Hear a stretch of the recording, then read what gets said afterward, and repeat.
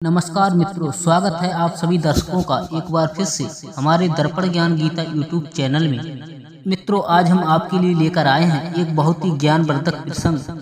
मित्रों, आज का प्रसंग है पाप का बाप कौन है। मित्रों, ये जानने के लिए हमारी इस वीडियो को अंत तक देखें। और आप हमारे चैनल पर नए मेहमान दर्शक बनकर आए हैं और आपने अभी तक हमारा चैनल सब्सक्राइब नहीं किया तो मित्रों, हमारे चैनल को सब्सक्राइब करने की कृपा करना और साथ में बेल आइकन घंटी को भी अवश्य दबा देना। तो आइए मित्रों, आपका ज्यादा कीमती समय बर्बाद न करते हुए चलते हैं कहानी की ओर। मित्रों, एक समय की बात है, एक पंडित जी काशी से विद्या अध्ययन करके घर आ रहे थे।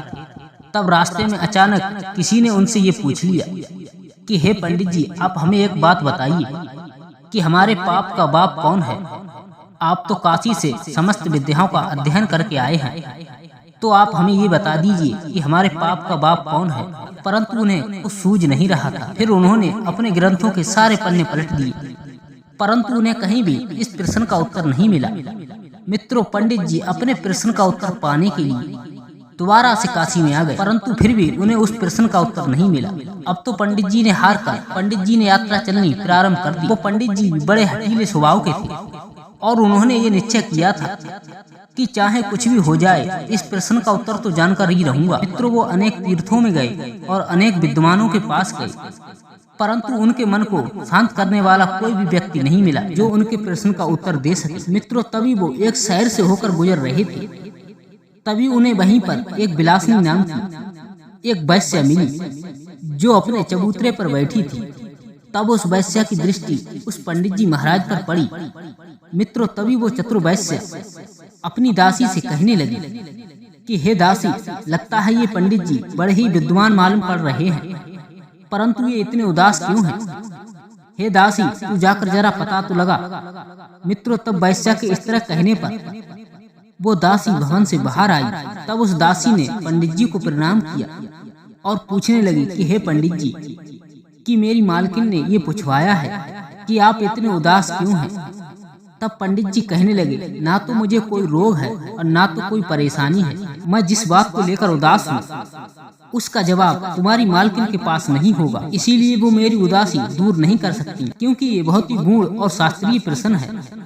तब वो दासी कहने लगी, यदि आपको कोई परेशानी ना हो तो क्या मैं आपका ये प्रश्न जान सकती हूँ।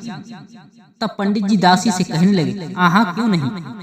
ये मेरे मन को परेशान करने वाला प्रश्न है कि हमारे पाप का बाप कौन है।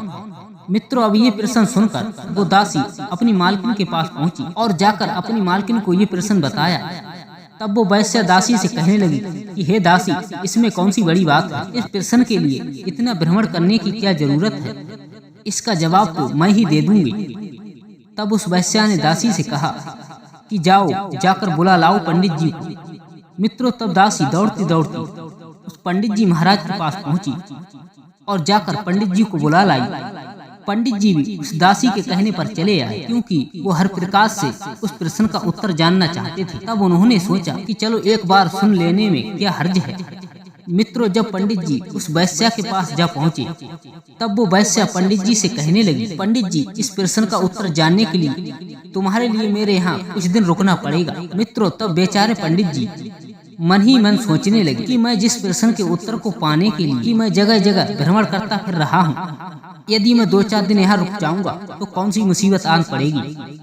तब पंडित जी महाराज ने उस वैश्या का प्रस्ताव स्वीकार कर लिया। मित्रों, इस तरह से उस वैश्या ने पंडित जी महाराज रहने के लिए एक अलग कमरा दे दिया और पंडित जी के जरूरत के अनुसार उनकी पूजा और भोजन के लिए हर एक इंतजाम कर दिया।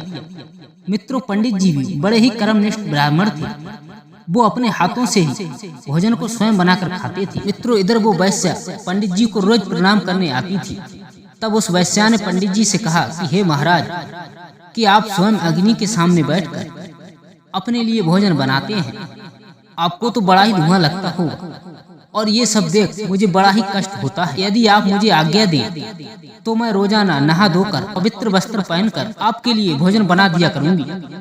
यदि आप मुझे ये सेवा करने का मौका दें तो मैं आपको 10 स्वर्ण मुद्रिकाएं रोजाना दान करूंगी। आप तो बड़े ही विद्वान हैं और तपस्वी हैं। हे पंडित जी, यदि आप मुझ पर इतनी दया कर देंगे तो आपकी इस सेवा से मुझ जैसी पापनी का भी उद्धार हो जाएगा। सरल हृदय वाले पंडित जी के जिद पर उस वैश्या के नरम प्रभाव का बहुत असर पड़ा। पहले तो उनके मन में बड़ी ही झिझक हुई, परंतु फिर उन्होंने अपने मन को प्रेरणा दी कि अरे भाई, इसमें आखिर हर्ज क्या है। वो वैश्या तो बेचारी आपसे बड़ी ही प्रार्थना कर रही है कि वो रोज सुबह नहा धोकर और पवित्र वस्त्र पहनकर आपके भोजन बनाया करेगी। और कौन सा यहाँ पर अपने गांव का या पड़ोस का देख रहा है, और साथ में 10 सोने की मोहरें भी मिलेंगी, और यदि दोष भी लगेगा तो बाद में गंगा नहाकर प्रायश्चित कर लेंगे। मित्रों, इस प्रकार से पंडित जी ने उस वैश्या की बात को स्वीकार कर लिया।